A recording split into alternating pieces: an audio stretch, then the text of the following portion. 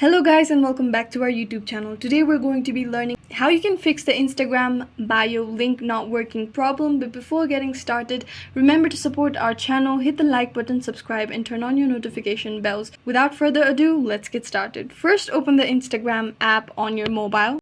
Then tap on your profile icon that appears on the bottom right corner. Tap on edit profile, tap on add link, tap on add external link, and then paste your URL over here and enter your title for the URL. Now normally what happens is that when you tap on the tick icon that appears on the top right corner, your link will be successfully added to your bio. However, if there's a problem, then there will be a pop-up saying that something went wrong, please try again later.